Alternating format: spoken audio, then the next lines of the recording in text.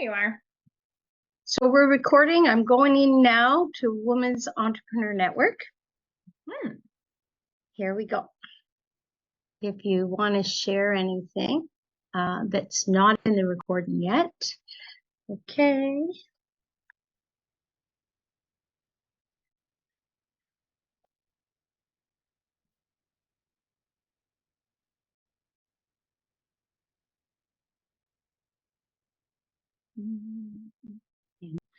Kind of a relationship with money.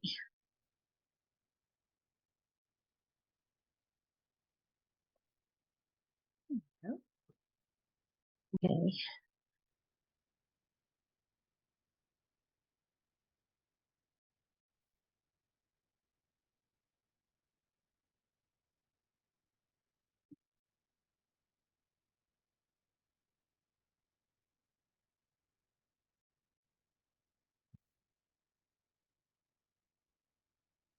Sorry. Ready when you are, yeah. It's pretty exciting. Fall in love with money is it's one of my favorite workshops. It's absolutely, I might say my favorite workshop. I'll tell you why, and we'll talk more obviously once you confirm that we are live. But well, I'm getting ready to go live. I'd like you to start there. I'm going now, and I think people I think that's a great way to start this morning. So we're going live. Okay, perfect. I just want to make sure there's no feedback. Here we go. We should be live now in WEN.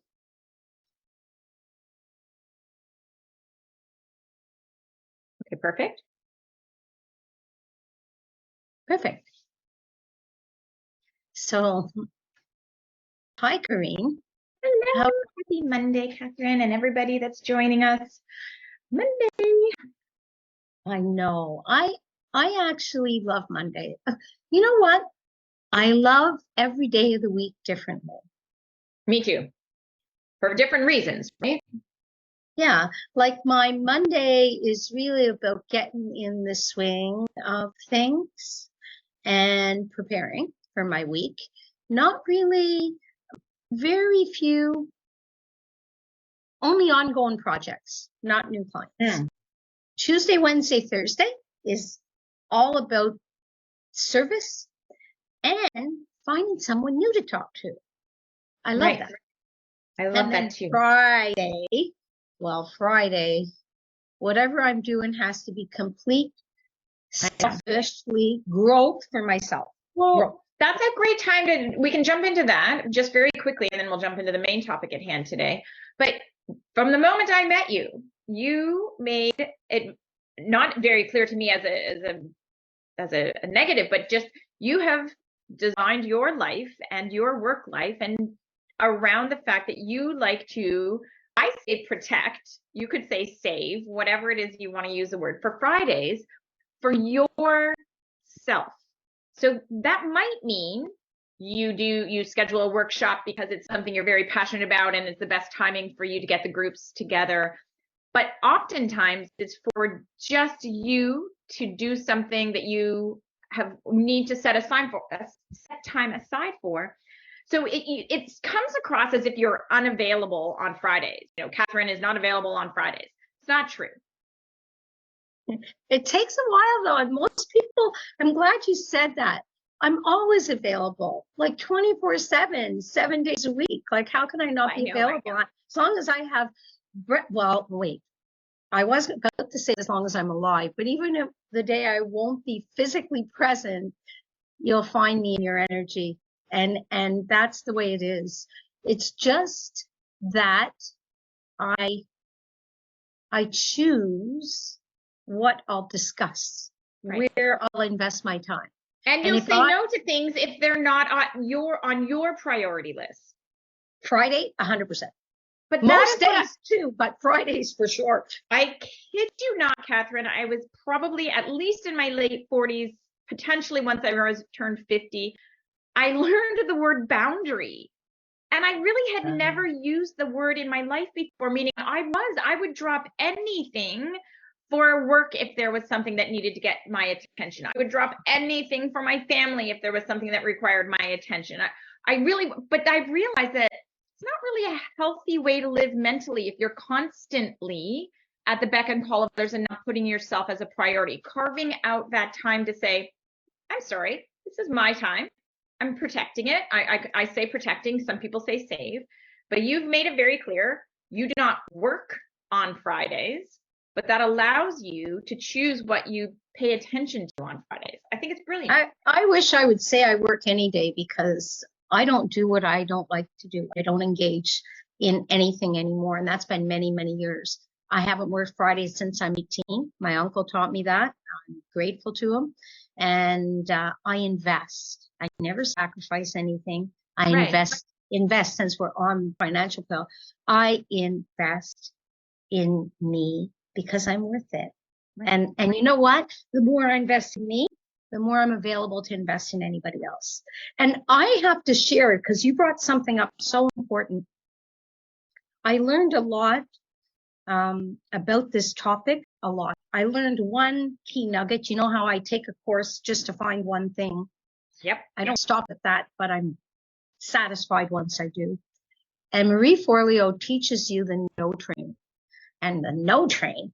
So I'm like, I don't like the word no.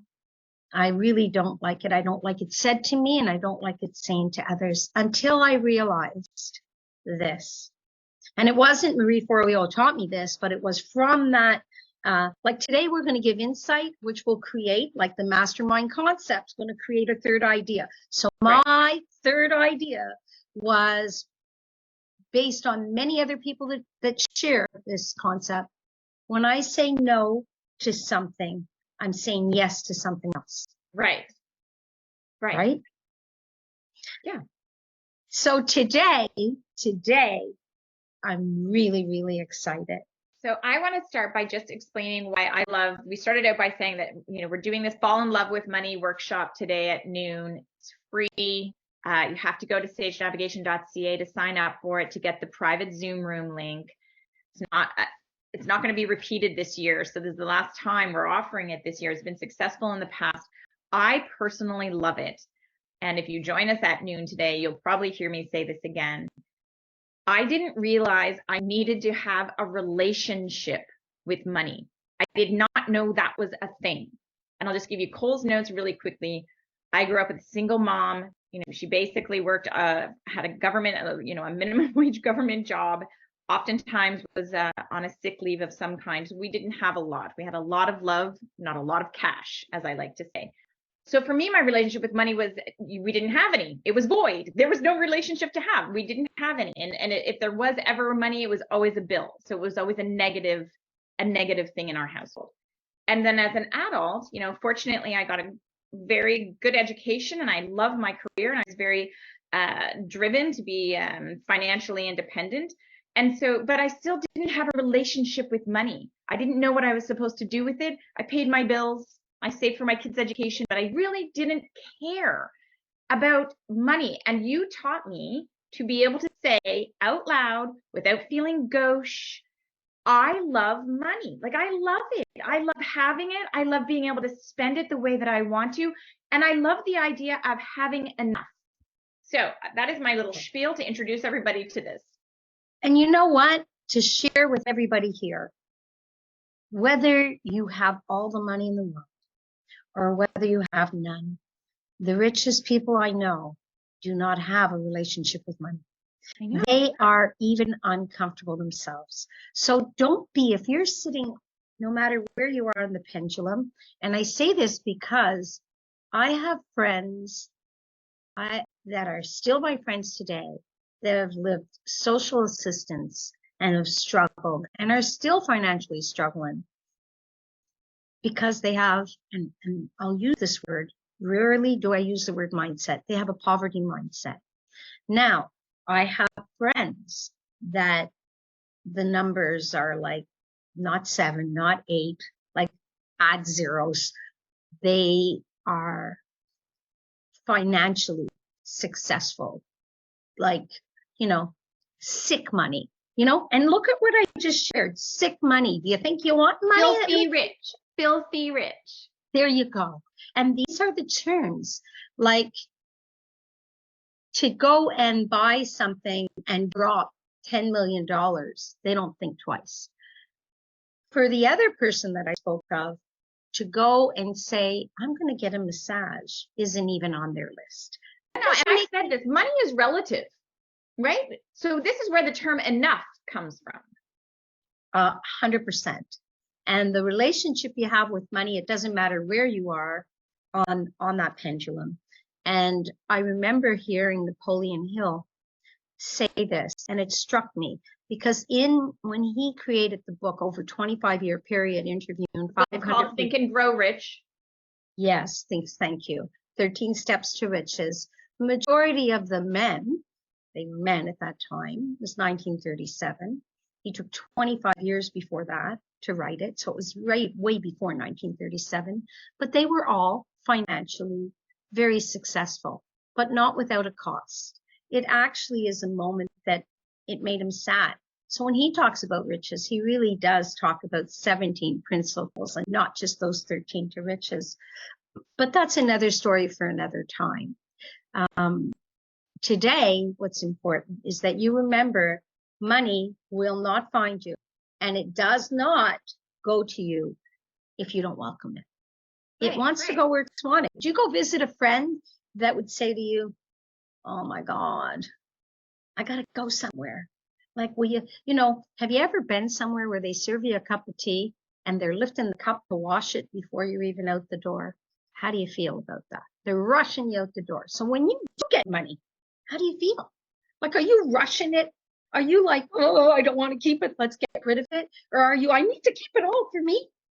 Whatever way you're doing it, you know, the law of increase is such an important law that that is spoken about in our book from Book Club and our book of the month, The Science of Getting Rich by Wallace Wattles.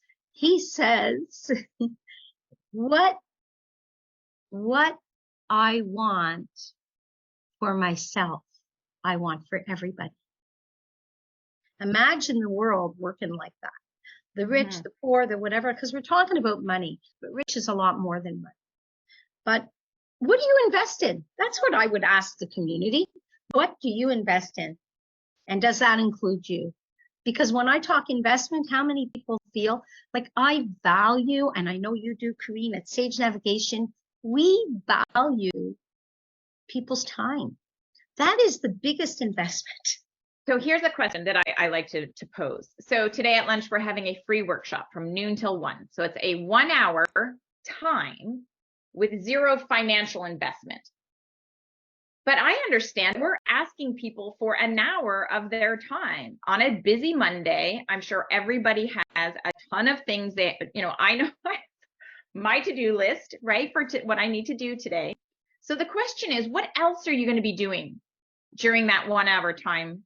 What are you going to be doing at lunchtime today that is worth more than investing in yourself? That is the question. And that's always, there might be legitimate things, like maybe somebody has a doctor's appointment, or maybe somebody has to get groceries for their family because they're not going to be able to do it later because they have other things. So I agree with you. I think that whole idea of when we're talking about investing in yourself, it doesn't always mean financial, but it just means value, right? So you're investing a valuable sum, whether it's hours or money, into something. So you talk a little bit more about what we were talking about with the Wallace D. Wattles. We were talking about. I think it's important too to talk about. We have about another 10 minutes in the community, but you're absolutely reach out to us, okay? Just say more or say something, and we'll reach out, connect with us. I mean, you know, the universal laws, all of they're fascinating. And when you start on that journey, when you get on this sailboat in your point A starting point, the getting to your destination is so cool, because it's like, oh, did you see this? And did you see that? And did you know this? And did you know that? And that's why we've built a community of people that are wanting to grow and want more. But for now, what you know, one of the things I thought about is money is currency today to get what we want. So we know what we want. currency. Yeah. That, I need some money to get this, like how many times do our children come in and say, Ma, can I have $20 to go to the movie? Mommy, we get it. They get it clear. They need money to do something they want. And we get it clear, but we stop ourselves. We sit and say, oh, can I afford it? Do I want it? And we do all of the thinking instead of what we'll talk about later today. But now what I want to share is in the past, it was about service. I want eggs, you want milk, I have cows, and you have chickens. And I'm going to serve you, you're going to serve me. And today everybody talks about money, cost me this, I'm charging this, I don't know what to charge. Stop it. Serve. What are you doing? How can I serve you? And what is it worth to you?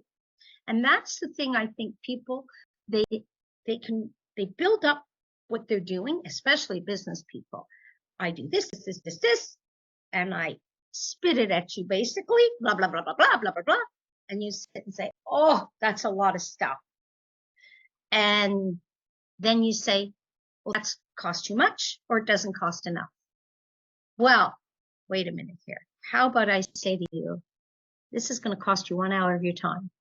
And you walk away and you're going to understand a little bit more about the 10% rule in a whole new way. You're going to understand how the law of compensation works with you. You're going to understand that money is an instrument. It is the thing. It's like you have a mouse to get you around your computer. It's just a mouse, eh? That's what money is. It's just a tool to get what you want. Now, are you its servant or is money, are you the servant to money or is money the servant to you? That's a big question. Well, it's a big question, but ultimately the real, what's behind that question is, are you letting money dictate what your life looks like, or are you knowing what you want your life to look like and then using money to make that happen? And imagine this. Exactly. Imagine this. Remember, if you have children or you have a niece or you have a friend's child, it doesn't matter who, but remember a 10-year-old maybe coming in because they're in a dance recital or they have their first hockey game, but they're all excited. And what do they want? They want attention.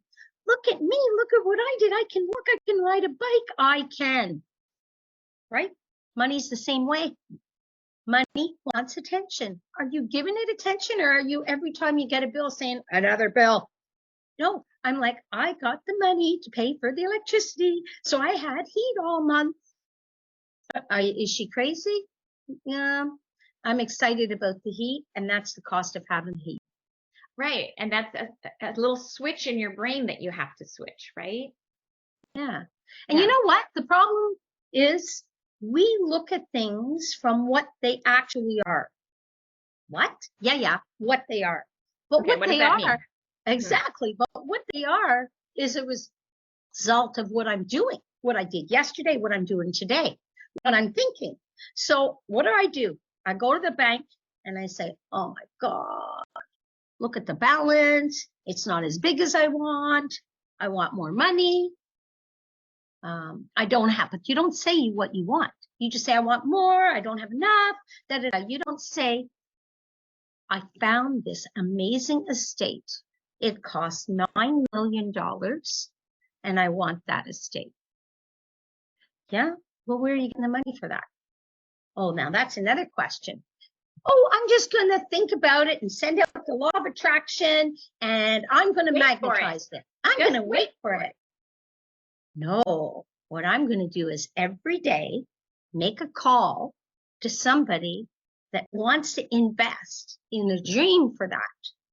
And they'll say, you're just going to call somebody? No, because I first have to have the vision. Because if I don't know what I want and what I want to do with it, how is anybody else going to give me the financing for it? They're not going to. And I know this is a whole mouthful of stuff, but you're all business people in here. You all know what you're doing, but does everybody else know what you're doing? Does everybody else know what you want the money for? You come to the workshop that's free, and I'm going to tell you what you're going to get. You're going to walk away understanding why you need a relationship, not want you need a relationship. What else are they going to walk away with? They're going to walk away with feeling good, eliminating fear, having faith. Well, and actually the confidence, and I say confidence, even if you don't 100% feel confident in yourself, you will at least learn that you should feel confident in knowing that you're going in the right direction. And I think that's huge. It's kind of like that idea of having a mastermind or being around like-minded people. You know, that's why you're in the WEN community. You're amongst friends, right? And you know that other people understand what it is that's happening. And just going back to something I want to touch on, and then I know we don't want to finish off with something. Just taking that one step, you talked about, you know, making a phone call, whatever it is. Sometimes we say this a lot, like just literally taking one step every day. Maybe it is calling your best friend and just talking about what it is you want to have happen. An idea can get sparked, a new thought, a new opportunity, something that can move you forward towards your destination, as we say at Sage. That is huge. You know, just literally continuing to take, like, as we always say, you can't just set a goal. You actually have to emotionally take action towards it.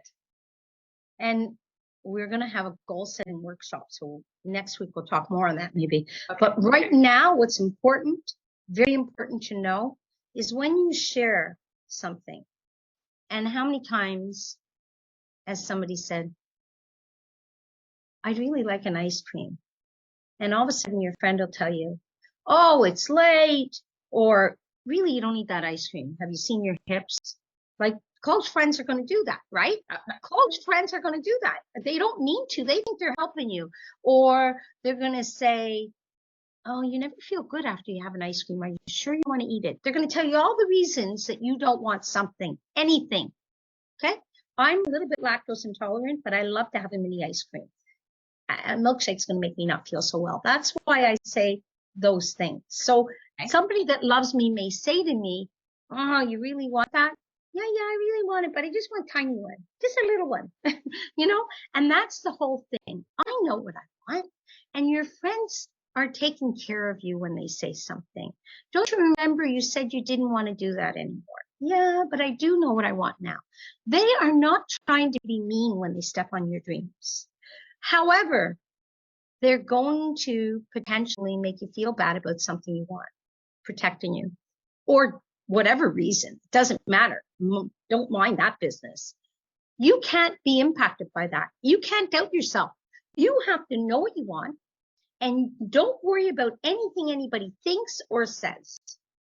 If you share what you want with somebody and they can't follow you, because remember, you got the gift and the message. They didn't. So you're ready. Yeah. You know, I like using the Stephen King analogy when it comes to that. The author Stephen King got so many rejection letters when he was trying to publish his first book.